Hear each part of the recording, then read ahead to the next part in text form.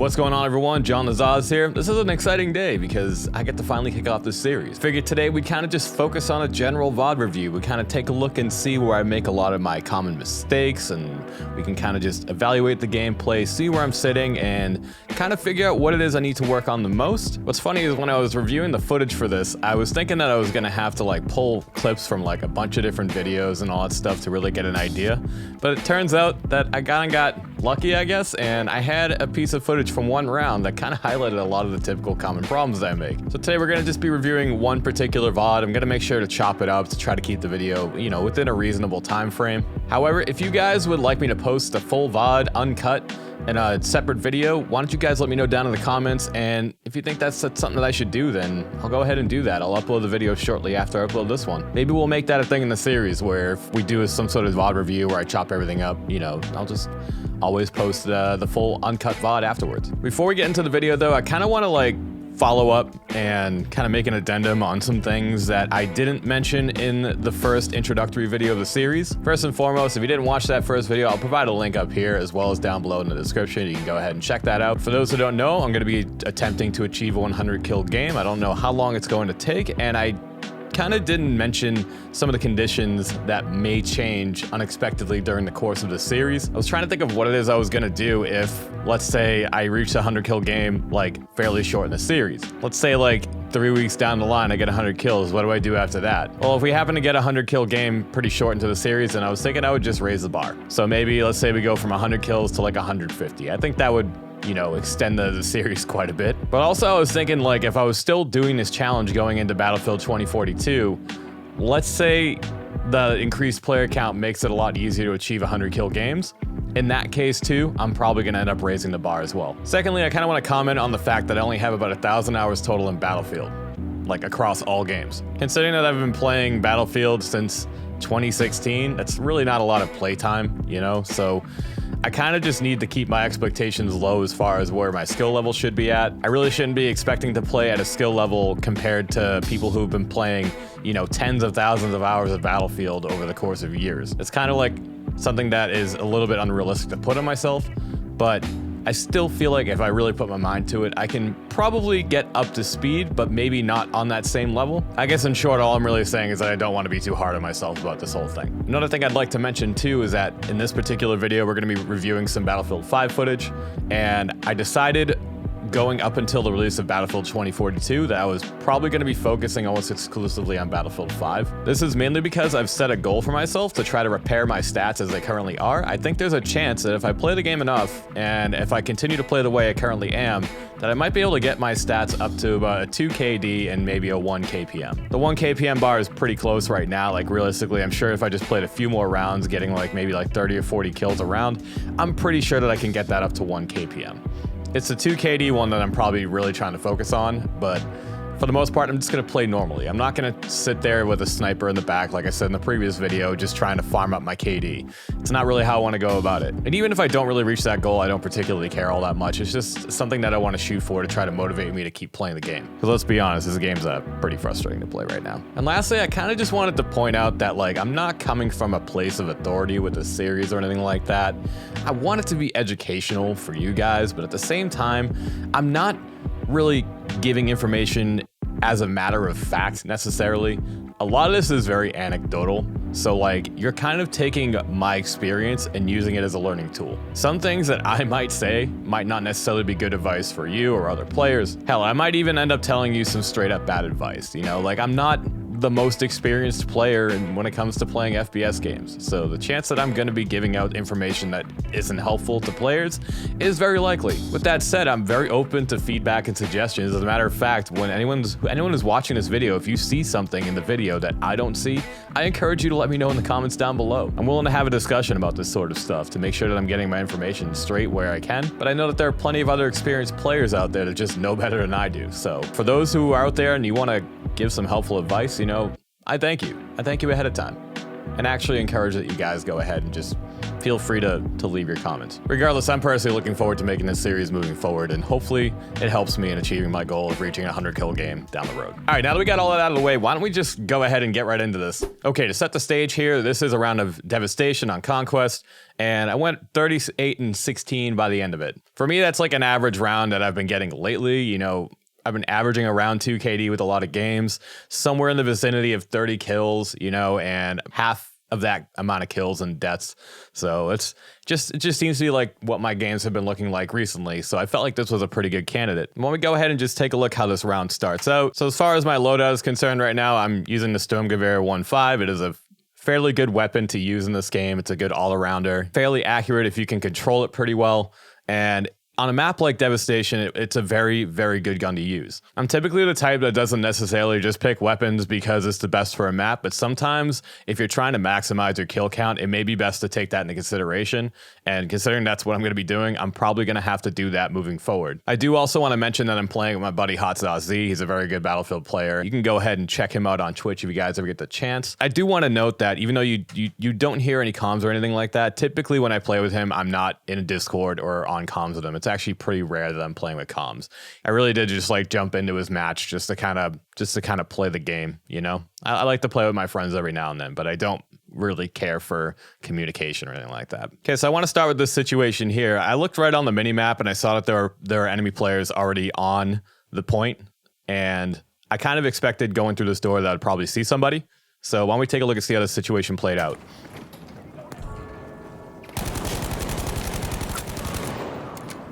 All right, it's nice we got the kill there to start out.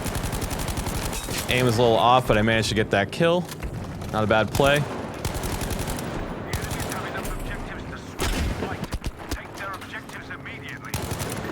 Now here's the first mistake. I'm pushing this guy who has, you know, seems like a similar weapon to myself. I'm pushing him with 12 health right now, and I really don't have a good reason to push up. I realistically, in this situation, probably would have been better falling back with my team. As you can see, I paid the price there.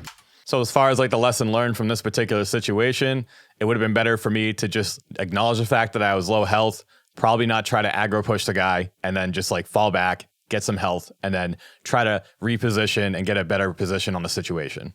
All right, this is just a little further into the match here. We're trying to make a push onto the C point. Seems that they ended up winning the capture on that. Get the kill there.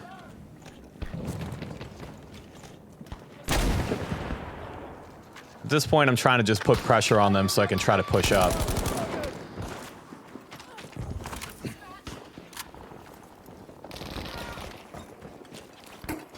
That's a grenade.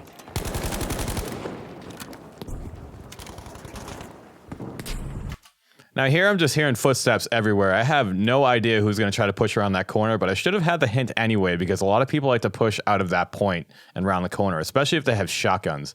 So in this case, like this might not be the best angle to approach this. I'm way too close to the wall.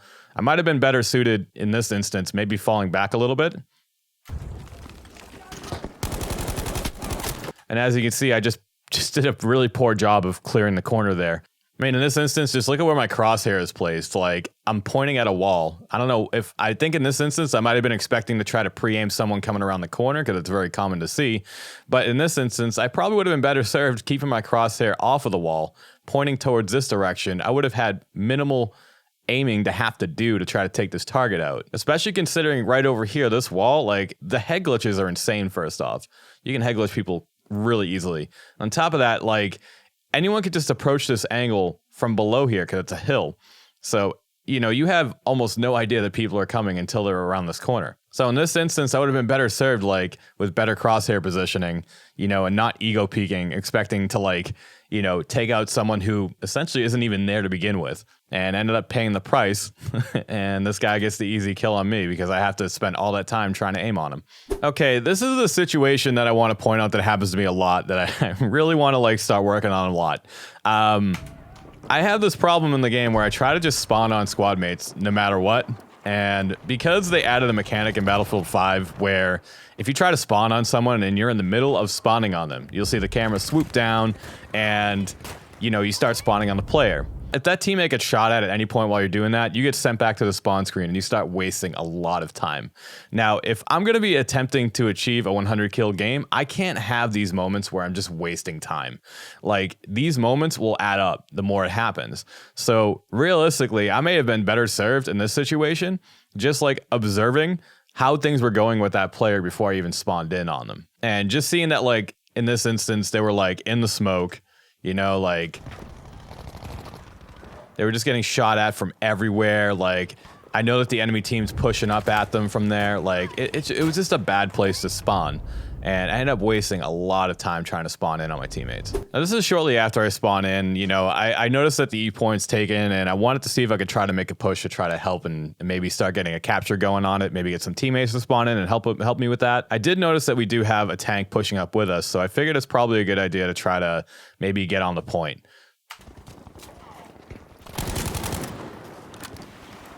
Now, it's nice that we secured this kill, but pay attention to the radar there.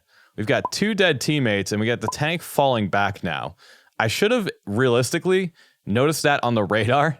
Like, at the time, I know that I wasn't paying attention to the radar then. I should have noticed that something was going on there and probably should have thought about falling back. Be aware we have lost objective target. And you'll see in a minute why I should have done that. I think the reason why I went up here is because I thought that maybe I could vault over and get over to that side without having to, like, expose myself for too much longer. But it was obviously wasted energy, wasted time. I would have been better off taking the long road.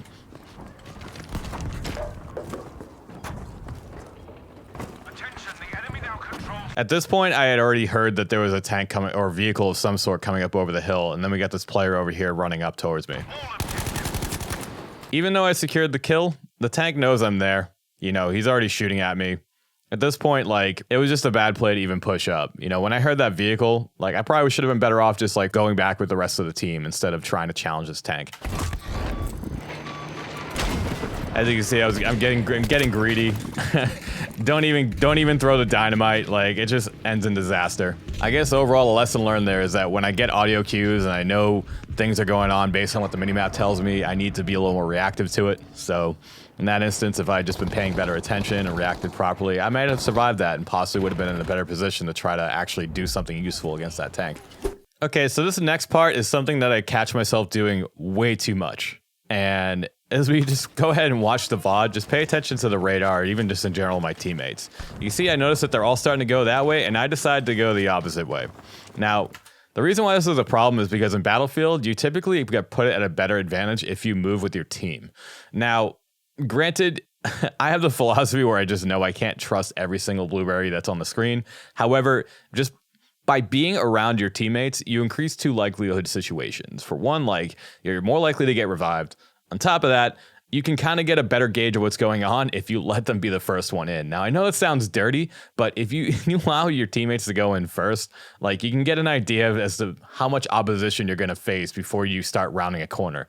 So in this situation, I probably would have been better off just pushing up with my teammates, and it's probably something that I really need to start working on a lot more. All right, this is just like shortly after this situation where I branch off all by myself. I kind of get lucky and I have a teammate spawn on me, but as you can see, like, I'm challenging this tank all alone. There's a player over there, and, you know, I do end up getting the kill on this player, but now I'm low health, and I'm pushing into this area where there are typically a lot of people who are just in weird corners. Like, this is a really dangerous approach a lot of the time. And as you can see, if we look on the screen, there is currently enemy players on the objective.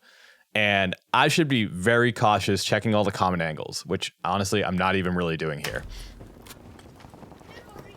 Now, for some reason, I don't know why I was looking in that direction. I think I was just checking over there to see if there are any more enemies coming. You know, my teammates pushing in that direction. But in this case, like, I'm not even really checking to my right. You know, I checked to my right here, but this spot where this enemy is right down here, I had a little bit of early warning. I just barely hear the footsteps. And I know I reacted to the footsteps, but in this case, I probably would have been better off, like, keeping my crosshair down where he was, because this is actually a really common place that enemies like to peek from. And unfortunately, we're going to see what happens when I don't pre-aim, you know, predictable angles. Unfortunately, he gets the jump on me and takes me out. I do also want to mention this is what I typically call a bad case of tunnel vision. Like, that's something I'm really guilty of doing like a lot, where just like I tend to like hyper focus on a particular area, and it just makes me oblivious to everything that's going on around me. It's a skill that like you kind of just have to build up over time in Battlefield, you know, where you're responsible for checking so many angles at one time, and if you just like lose focus on the more important areas as a result of, you know, tunnel visioning, you get punished really hard for it. So if I was to do anything differently in that situation, I would have probably been better off, like, you know, sitting a little bit further back before peeking that corner, and then just like pre-aiming that particular spot, knowing that players like to come from there a lot. All right, so just after the death, I spawn on my buddy, and then for some reason, I decide to just, you know, not follow him, kind of breaking my rule from earlier. As you can see, this is a common problem that I make a lot.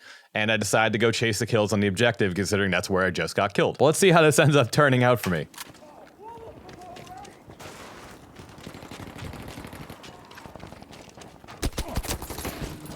As you notice, I don't even notice this guy's footsteps. But had I been paying attention a lot earlier, I would have noticed him a lot sooner. Well, let me go back and rewind it and take a look at that again.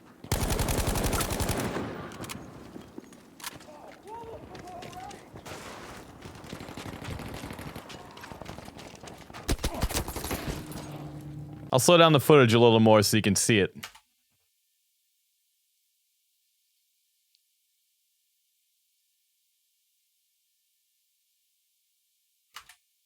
Right there.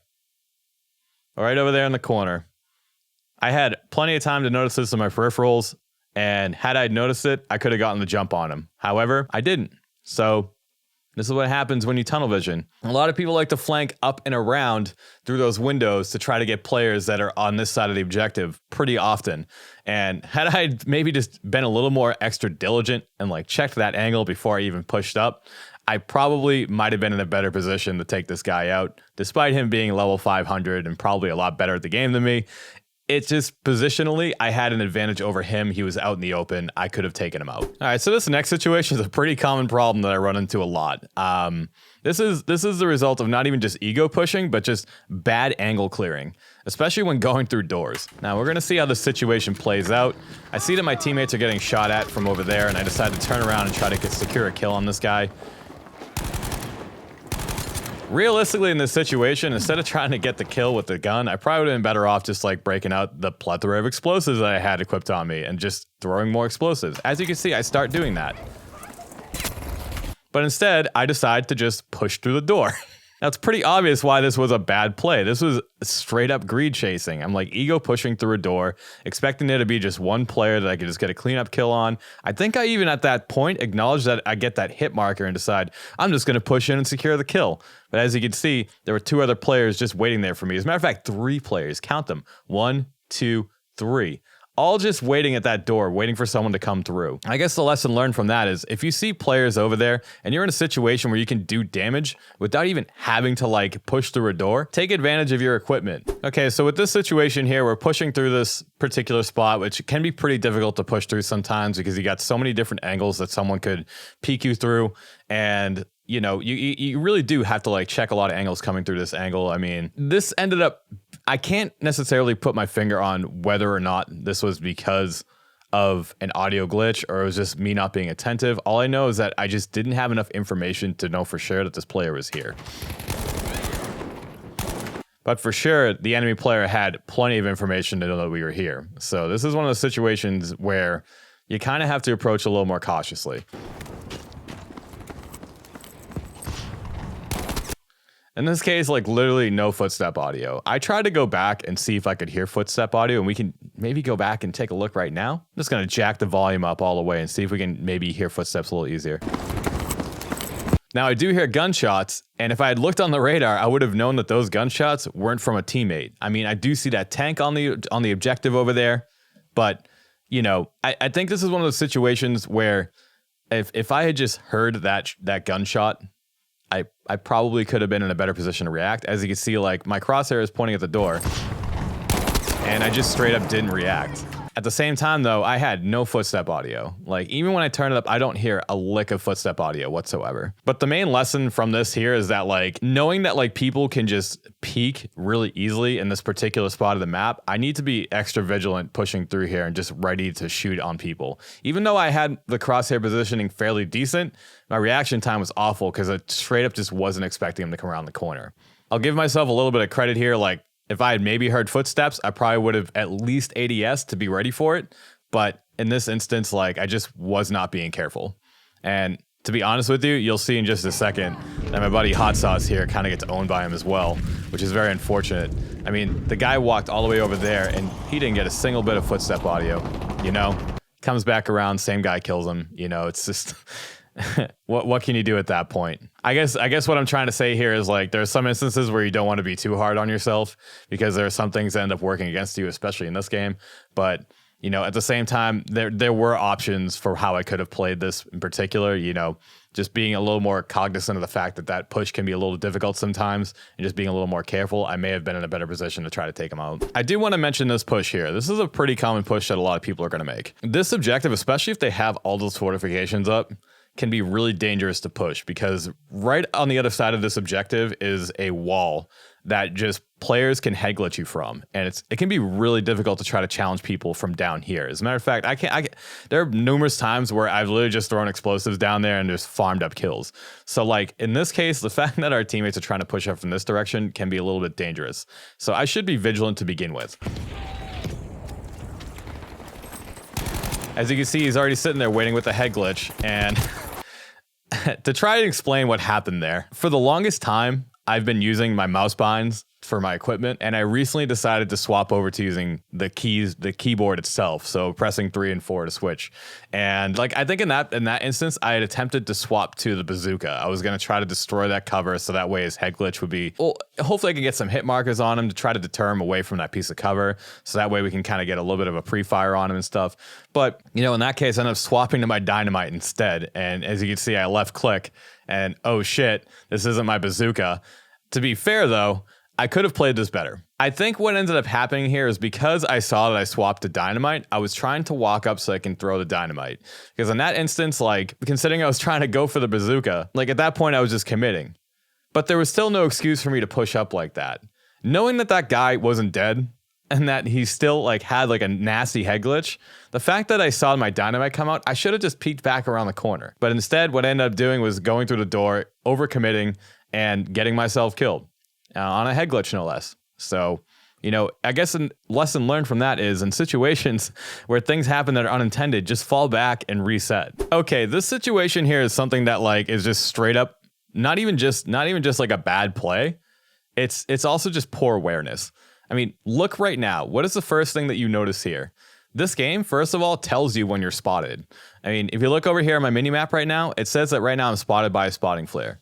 First off, that means that there's a spotting flare to shoot out, right? So I could have probably looked for that before I even approached this here. But also it means that anyone can see me coming on the minimap. But let's take a look and see how else the situation played out. Like here you see I'm still spotted, still spotted, still spotted. I see all these enemies coming up. Get one kill there, which isn't bad. But I'm still spotted, which means that they can see me on the minimap. I'm not fooling anybody. They know I'm here.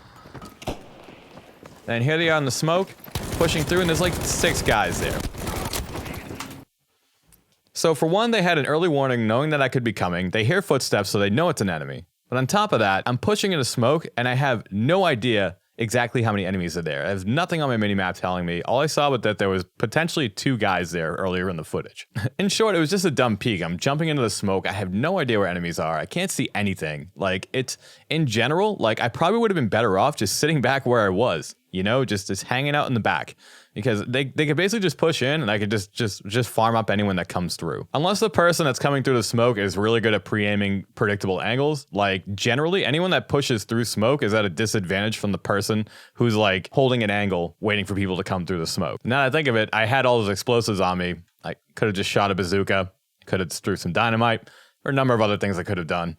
But In this instance, you know, I just made an awful play there. All right, now in this situation right here, this was just a straight up dumb challenge. All right, I've got a Sturmgewehr 1.5 challenging someone at what looks like maybe about like 50 meters, right? Now this gun can absolutely, you know, laser people at 50 meters, but because of the way recoil works in this game, it's not reliable. You know, you especially have to consider who you're challenging and what weapon they have when you challenge them.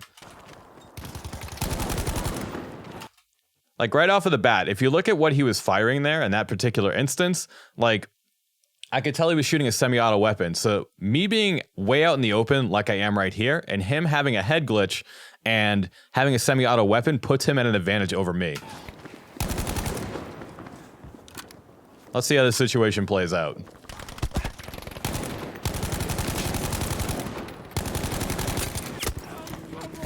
I mean, in this instance, like, I pushed way too aggressively. For some reason, I thought I could challenge that guy over by that busted up train over there. I ended up getting flanked by the enemy team and distracted enough where that player over there could just wipe me out. And it turns out he had the Model 8. That's a 2-shot kill. So in most situations, I'm going to end up losing against something like that, especially if the player is competent enough to hit their shots. In this case, like, you know, everything I did in that situation was completely my fault, and I could have avoided it had I just taken a different route. Okay, so I want to talk about this particular objective because honestly, this is probably like one of the worst objectives to both attack and defend for a number of different reasons. In general, as we approach this objective, we've got barbed wire, we've got sandbags, you know, there are definitely enemies in there right now. Realistically, I could probably just throw dynamite and maybe get some kills out of it.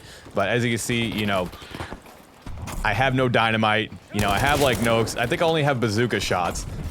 And it's really difficult to try to get over this objective, but there's a number of different problems that happen when you hop over this particular sandbag wall. And you'll kind of see it in a second. For one, you have to climb with a long animation, which makes you vulnerable for a long time. And for those who don't know, it's really difficult to cancel animations in this game. As you can see, once I pop over the wall here, like, basically players are in a better position to challenge this objective from that side. What should I have done differently in that situation? Instead of trying to challenge people from climbing over that wall, I probably would have been better off, you know, if we go back to the beginning of this clip here, I would have been a lot better off in this situation flanking over to the left and then trying to help anyone. I mean, I think one of the main reasons why I tried to push up from that way is just because a case of tunnel vision where I just see I have one path in mind and one path to choose to go, and I don't consider the other possibilities of how it could happen. Like I said, it's better to push this objective from that other side over there than it is to push from here, especially in this situation where a lot of my teammates are kind of just hanging out in the middle of over there already. You know, there's really no reason for me to go in there and jump into the meat grinder. Honestly, right here is where I should have gotten the hint.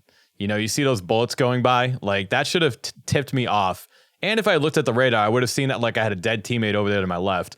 Like, that should have tipped me off that the enemies are pushing from that side, and I probably would have been better off challenging him from the left. So, I mean, there are a lot of things that I had information on that I could have acted on, and I just simply didn't. This is kind of just another case of, like, you know, take the information that you have and do the right thing with it. In this case, I just didn't. Now, as we're pushing onto this objective, typically when I go to this objective, I know that players tend to either hang out on that broken piece of the building over across the way. Sometimes, you know, there's sandbags there. It's very possible that teammates could peek over there. But in this particular instance, like, if I just reacted to that movement right there or noticed it, I would have been in a much better position to maybe at least get away and maybe try to flank on this guy. I could have gotten into a better position. I think in this case, I just straight up tunnel visioned. Like I said, tunnel visioning is a common problem that I have. I tunnel vision a lot. And I really, realistically just need to learn to be a little more aware. But I just straight up didn't see that guy. When you look at the footage in retrospect, it's clear as day, you know? But I also kind of knew he was over there, so I know to anticipate it. This game is nefarious for having like really poor visibility. I mean, look at all the smoke effects that are everywhere. Look at the monochrome sort of color scheme going on. A lot of things are very similarly colored, so it's really easy for stuff to blend. But in this case, I had movement to tip me off. I mean,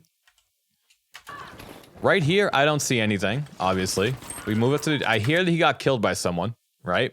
So in that case, I know to be looking for somebody. Right here. If I had been looking in that direction, like I typically do, I don't know where I was looking on the screen at this point, I would have saw that movement, I would have reacted. Straight up. I probably wouldn't have even challenged him, honestly. The guy probably had a better angle. He's got a head glitch, right? And I'm out in the open. I'm an easy target. So in this case, you know, I probably would have been better off repositioning. And of course, just didn't play out of my favor, did it?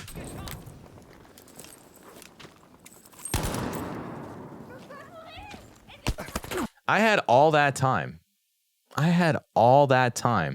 To react to that guy. That's a lot of time. I'm surprised that guy didn't shoot once. That's probably why I committed so much to going on to the objective, is because any suspicions I would have had of someone being there, he didn't even shoot. He could have just been reloading the whole time. He could have just been trying to line up a shot. I don't know what he was doing. All I know is that he got me out in the open, and I catch him last minute. I at least get 58 damage on him, but, you know, it was just a bad push. And to kind of just like further put a cap on this whole thing and to kind of elaborate a little more on how bad visibility can be in this game, you know, let's just take a look at this clip here. We're pushing up my buddy, going around towards the C objective, and I get wiped out from behind. Now tell me, did any of you guys see him at all as we were going up to the objective? Yes? No? Let me know in the comments if you saw him. But if you didn't, why don't we go back and find out where this guy was. Do you see him? Do you see him? Do you see him? Do you see him? There he is. Yep. Right over there. Do you see how much he just blends in? Like, when you have a freeze frame like this, yeah, he probably stands out like a sore thumb. But if we go back a little bit, like, even at full speed, like, I have like a brief moment to even see him over there. You know, barely. But yeah, that just kind of goes to show you with the visibility in this game, sometimes it just helps to kind of like scan areas. You know, that objective is captured. You know, the enemy owns it. Therefore, someone could just spawn from there at any point. So in that case, when you're going up to whatever objective you're trying to take, you're probably better off taking the extra time just scanning that area if you need to, just to make sure that someone's not coming up from behind you. And in this case, like, I didn't really do that. I kind of just glanced over. I do recall that I was watching that in my peripheral, but I just straight up couldn't see that guy. Unless you have like amazing peripherals, like generally if you're looking at something in your peripherals, it's a lot harder to notice smaller details. And in this case, that guy just blended it so well with that train that I just straight up couldn't even see him to begin with. That's just the way you have to kind of approach it, especially on a map like this where visibility is terrible. So just take a little bit of extra time, scan the areas, and hopefully you don't get flanked. And of course, as you can see, round ends 38 and 16. Not necessarily like what I would call a bad round, but it wasn't a great one. It was a fairly average round for me. You know, this is just the way it tends to play out for me a lot of the times. But in terms of like just kind of getting a recap of like some of the main points that we can gather from this footage, I do know that I tend to ego push a lot. That's like the first thing that I notice is I tend to ego push around corners pretty often, you know, dumb challenges. I also notice that I tend to have like a problem with just being cognizant of my surroundings, you know, just taking the information that's available to me and doing the correct thing with it. There are a lot of moments where I just might straight up misinterpret audio information that I get, or just like I won't look at the mini map. So, you know, we know for a fact that like I do have to pay attention to the mini map more. I do have to consider pushing more at my teammates. We can talk about how my aim is imperfect, but I have an entirely separate video planned. We're talking about how I'm working on my aim. I acknowledge that my aim isn't amazing. I don't have a ton of experience with FPS games on PC. That's something like I only got started with technically in like 2016, like, you know, quote unquote, taking it seriously. And I only have about, I think a combined across all FPS games I've played, probably like a combined 1,500 hours. So compared to people who've been playing FPS games, you know, all the time for like 10 plus years, that's like nothing. So I really shouldn't expect my skill to be anywhere near players like that. Some other things that I probably could be working on, I could probably work on the way I peek corners. My positioning obviously needs a lot of work. There are just way too many areas that I could look at that need work, and all I can really do is take it one step at a time and just chip away at it, and, you know, just stay diligent, keep pushing, and just keep playing the game. And hopefully all those things kind of pile up and we get a lot closer to our goal. That'll wrap up this video. It was exciting to finally get this series out and kick it off. Like I mentioned earlier in the video, if you guys would like me to post the uncut VOD, I'll put it in this playlist and label it in accordance with this episode's name, so that way you guys can find it a little bit easier. If y'all saw anything in the video that you would like to point out, please or even in the uncut VOD, if you see anything in the uncut VOD too, please feel free to just let me know what you see in the comments down below. I am not married to any of these sort of ideas or anything like that. I am open to suggestion on what I can do to improve. That's what this is all about to begin with. You know, it's all about this journey to improve as a player. So I feel like a lot of the times players that know better than me tend to give me really good feedback that helps me out a lot. So please feel free to let me know down below. Should also mention down below there'll be links to my Discord as well as links to my Twitch channel where I stream every weekend. Schedule's a little tight, so I don't get to stream too often, but